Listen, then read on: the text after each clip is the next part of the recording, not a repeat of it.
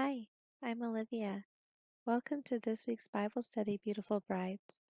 As we continue building using our Bible study tool, A Wise Woman, I want to share with you first my favorite praise report from this week, and it's titled Beauty in Tithing.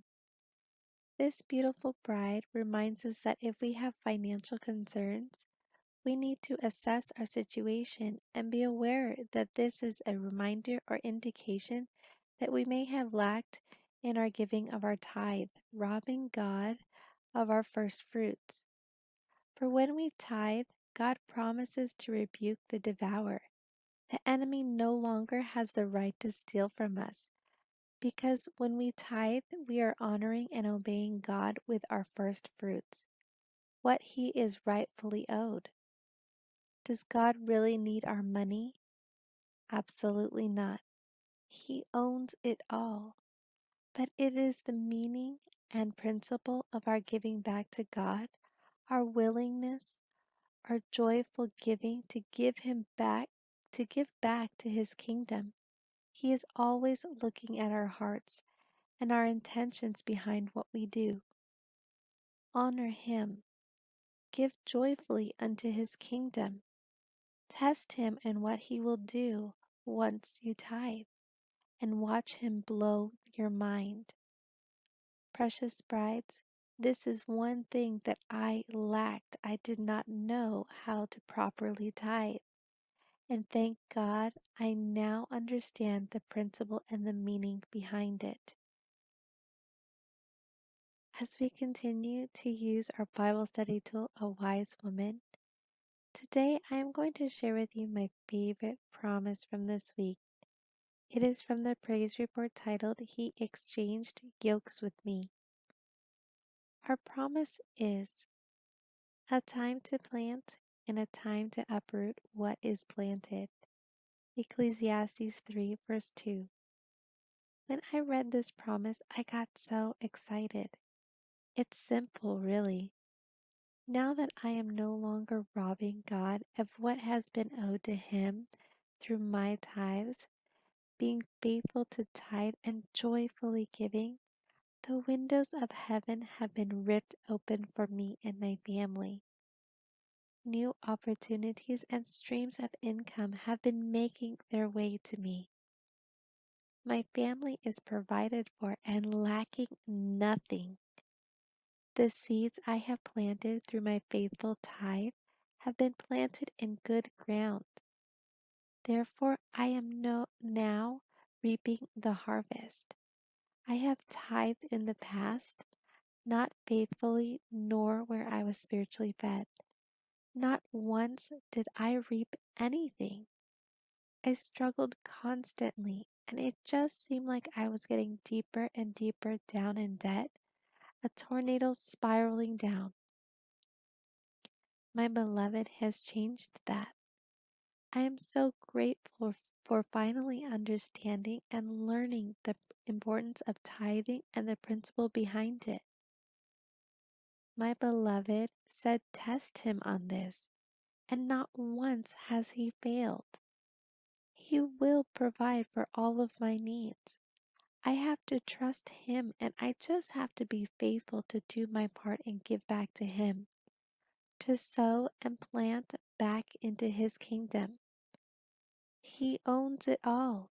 I will no longer rob God of what is rightfully His, and in doing so, the windows of heaven will be opened wide.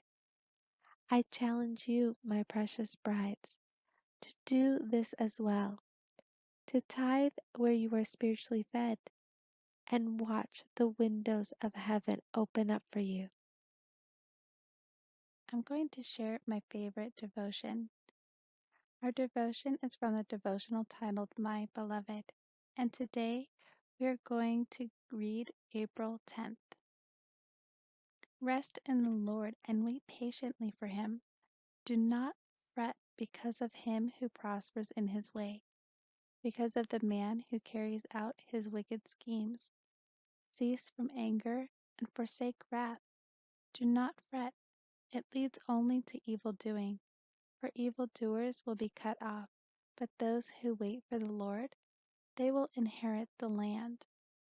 Yet a little while, and the wicked man will be no more. And you will look carefully for his place, and he will not be there. Psalm 37, verse 7 through 10. Beloved, many seek the Lord to move on their behalf, but only those who wait, only those who rest in Him enough to wait, will inherit what God has for them. Most move on or change direction. Many will take matters into their own hands, and once this happens, it confuses His plans. They will give up, consoling themselves that it would never have happened. No, you must rest and wait patiently, since only those who wait will receive the miracle. Wait.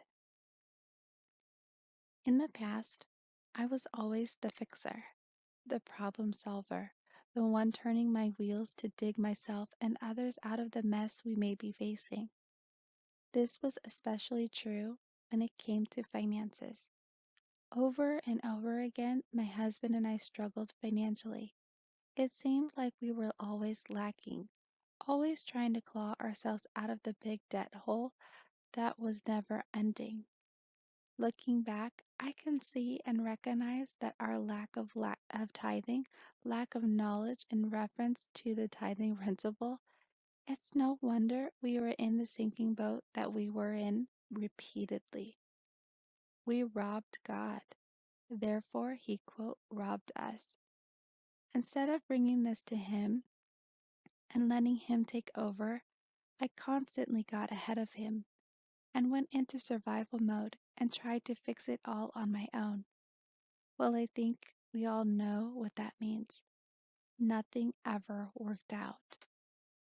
Oh, how I perished, precious brides, for the lack of wisdom and knowledge that I had.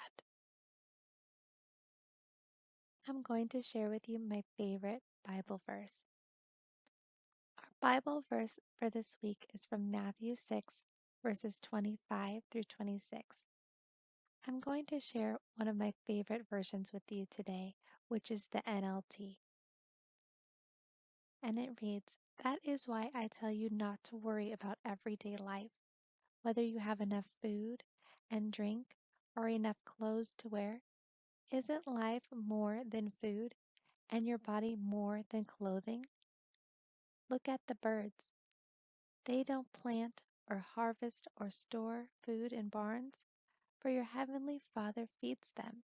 And aren't you far more valuable to Him than they are?" With all that is going on right now with the coronavirus, isn't it easy for us to slip into that spirit of worry, anxiousness, and fear? In the past, I definitely would be one that would be focused on the lack thereof and stressing about where and how I would pay for food, pay the bills, and whatever else that would come up. Thank God that I am a new and wise woman. When all of this started, I can honestly say that I, for the first time in my life, was not scared, anxious, worried, or stressed about all that we would be facing as a family, as a community, and as a country. I just knew that my beloved was going to take care of us. I also knew that I did not have to worry about our health, for I believe in full confidence that my beloved was my protector and he is going to take care of me and my family. I am so thankful for these new lenses that my eyes are getting to see through. My new spiritual glasses that can see the promises are real and my beloved's word will not return void. Just like this Bible verse says, the birds don't even have to worry about how or what they will eat. So neither shall I. We are fully taken care of. This week we are going to dive into chapter 16, Opening the Windows of Heaven. If you haven't already done so, I'm going to ask that you stop this video, read this lesson, then come back and let's jump in together. Let's read a few portions of this lesson, opening the windows of heaven. Test me now in this, says the Lord of hosts, if I will not open for you the windows of heaven and pour out for you a blessing until it overflows. Malachi 3, verse 10. This is a pretty powerful statement from God. Nowhere else in Scripture does God tell us to test Him except in this verse.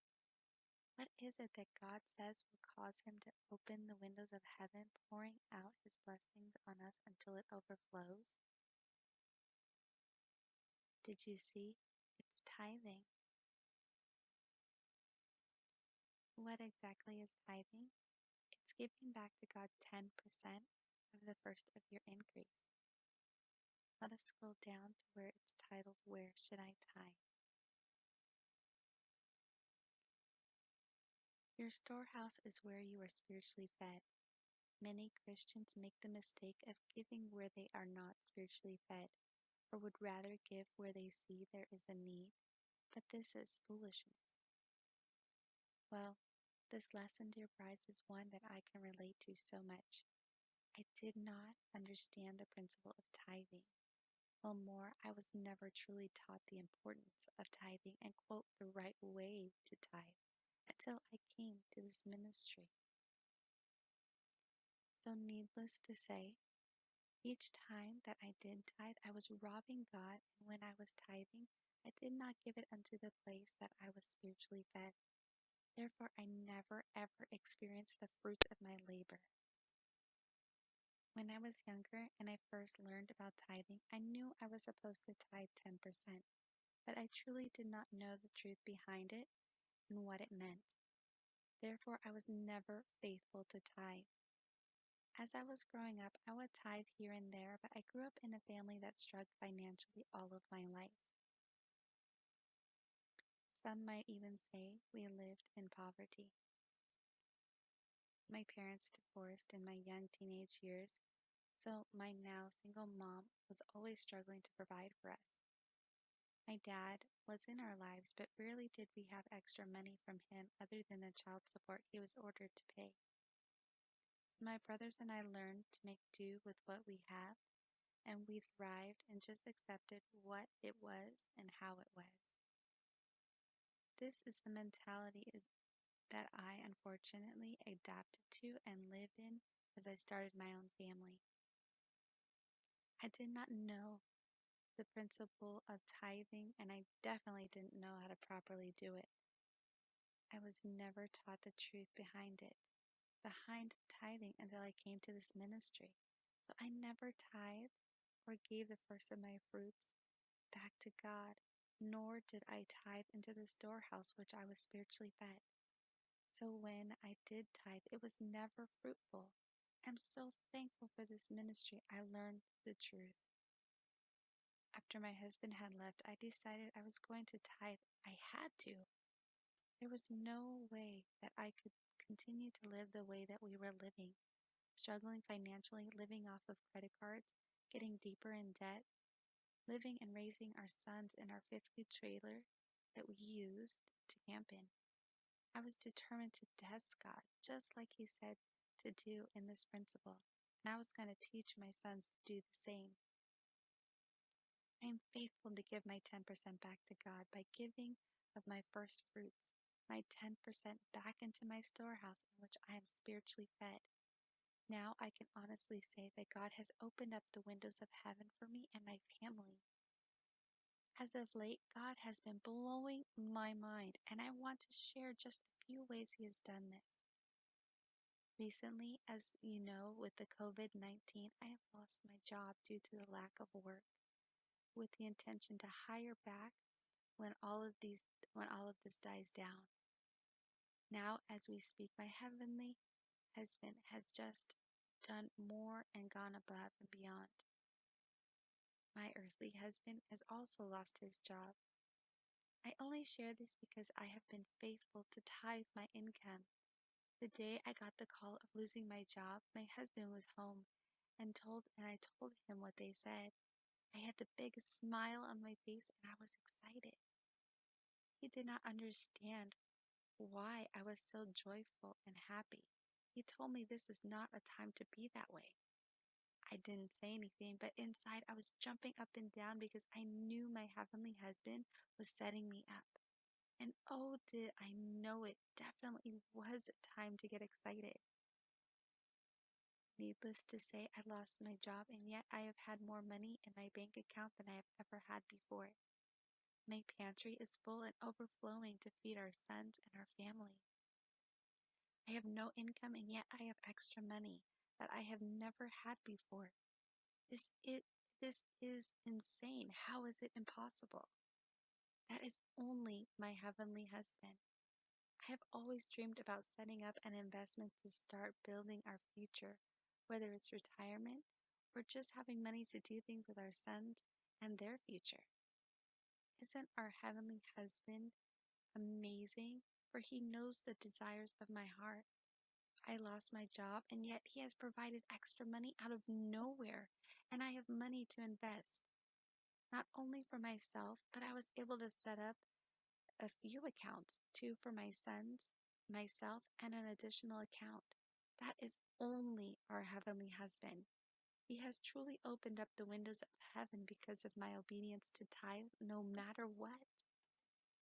That is the first thing I do whenever I receive money, no matter what it is for. I tithe 10% on everything that I receive, and it only goes into where I am spiritually fed. And for me, it is this ministry. There is no way this would have happened if I was not faithful to giving back my 10% to God, my heavenly husband, no longer robbing him of what is his. I'm so thankful to my heavenly husband and this ministry for teaching me about this tithing principle, because now that I know the truth, I am no longer robbing God and myself from opening the windows of heaven. Beloved brides, I encourage you, if you have not already done so, to read this lesson for yourself. It's going to bless you, and you can have the windows of heaven open up for you and bless your life. Make sure to pour out your heart in the journal section at the end of this lesson, which is in the pink font titled Checking Here. I also encourage you to pray about starting your own Bible study to encourage women on your own platform of YouTube, Facebook, or whatever it may be. Once again, the links for this Bible study are listed below in the comments section. Check them out, and may they bless you as they have blessed me.